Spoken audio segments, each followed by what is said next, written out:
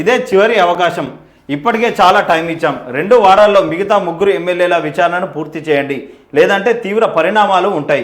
Assembly స్పీకర్కు supreme court ఆదేశాలు. తదుపరి విచారణ వచ్చే నెల 6కు వాయిదా వేసి వీళ్ళందరినీ సస్పెండ్ చేయండి.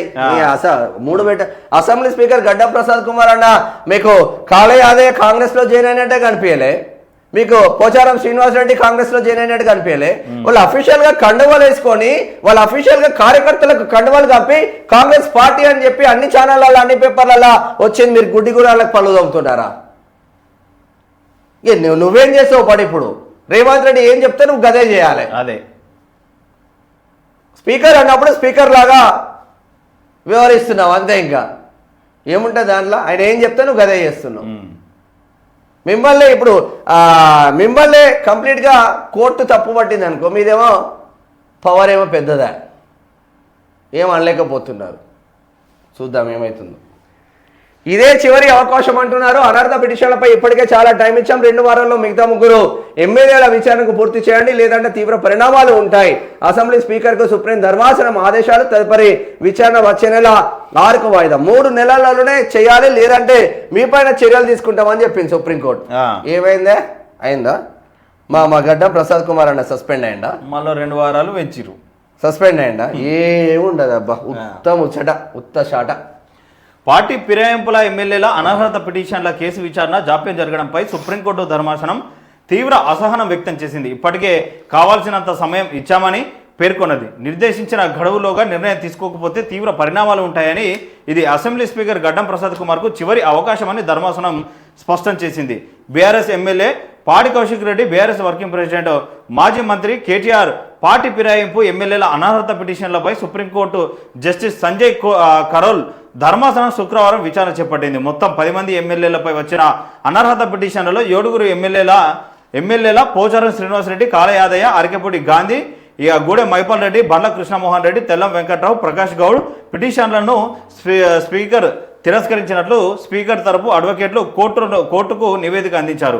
పెండింగ్లో ఉన్న 3 ఎమ్మెల్యేలు దానం నాగేందర్, కడియం శ్రీహరి, సంజయ్ కుమార్ పిటిషన్లు ఇంకా పెండింగ్లో ఉండగా వాటిపై తదుపరి విచారణలోగా స్పష్టమైన నిర్ణయం తీసుకోవాలని కోర్టు ఆదేశించింది. మిగతా 3 ఎమ్మెల్యేలపై విచారణ పూర్తికి 2 వారాల గడువు విధిస్తున్నట్లు ఆదేశాల్లో స్పష్టం చేసింది. స్పీకర్ తరపున అడ్వకేట్ 8 వారాల సమయం కోరగా ధర్మాసనం తిరస్కరించి కేవలం 2 వారాల సమయం మాత్రమే ఇచ్చింది. వచ్చే విచారణకు పూర్తిస్థాయి స్టేటస్ రిపోర్టును సమర్పించాలని ఆదేశించింది. విచారణకు ఫిబ్రవరి 6వ తేదీకి వాయిదా వేసింది. ఫిబ్రవరి 6న ఏమైనా ఉరుగుతుంది అంటే ఏం ఉరగదు, మళ్ళా ఉరగబెట్టింది ఏం లేదు. అసలు ఆయన ఈ ఎమ్మెల్యేలు 8 మంది ఎమ్మెల్యేలు పార్టీ మారినట్టు మా దగ్గర ఆధారాలే లేవంటారు. అరే స్పష్టంగా సుప్రీంకోర్టుకే బీఆర్ఎస్ పార్టీ తరఫున అన్ని ఆధారాలు ఇచ్చిండ్రు కదా స్పీకర్ సాబ్. ఓన్లీ దానం నాగేందర్, ఓన్లీ కడియం శ్రీహరి పైన 2 పైన వేటేసి ఉప ఎన్నికలకు పోయి మళ్ళా గెలుద్దామని అనుకుంటున్నారు. అన్ని జూబ్లీహిల్స్లో నవీన్ యాదవ్ లాగా ఉండదు. నవీన్ యాదవ్కు ఒక మంచి పేరు ఉన్నది, వాళ్ళ అయ్యకు 40 సంవత్సరాల సుదీర్ఘంగా అనుబంధం ఉన్నది. లోకల్ క్యాండిడేట్ గెలిచిండ్రు. మళ్ళీ బీసీ నినాదం కూడా ప్లస్ పాయింట్ అయింది అక్కడ. ఇక ఇప్పుడు గెలుమని వీళ్ళిద్దరిని కడియం శ్రేయాన్ని గెలుమని చూడిపోయిగా దేనికంటే దానికి చాలా బొంద పెడతారు. ఇప్పుడు ఒక్కరోజు ఒక్కొక్కలను ఇక స్పీకర్కు వైద్యం ప్రక్రియ ఆలస్యం. వైద్యమా? స్పీకర్కు కంటి శస్త్రచికిత్స జరగడంతో ఆసుపత్రిలో ఉన్నారని కొత్త అసెంబ్లీ సెక్రటరీ జనరల్ వచ్చినందున ప్రక్రియ ఆలస్యమైందని స్పీకర్ తరపున అడ్వకేట్ అభిషేక్ మను సింఘ్వి కోర్టుకు వివరించారు. ఏడాదిగా ఇదే చెబుతున్నారని బీఆర్ఎస్ తరపు అడ్వకేట్ కోర్టుకు తెలిపారు.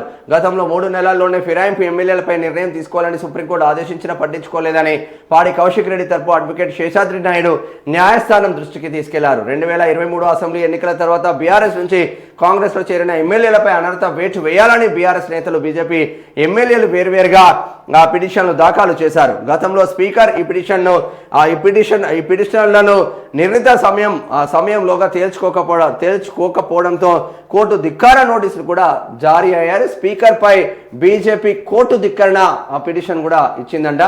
ఎమ్మెల్యేల పార్టీ ఫిరాయింపుల వ్యవహారంలో స్పీకర్ గడ్డం ప్రసాద్ కుమార్ సుప్రీంకోర్టు ఆదేశాలను ధిక్కరించారని బీజేపీ ఎమ్మెల్యే ఏలేటి మహేశ్వర్ రెడ్డి సుప్రీంకోర్టులో కోర్టు ధిక్కరణ పిటిషన్ దాఖలు చేశారు. ధర్మాసనం ఇచ్చిన 3 నెలల గడువును స్పీకర్ పాటించలేదని ఆ పిటిషన్లో పేర్కొన్నారు.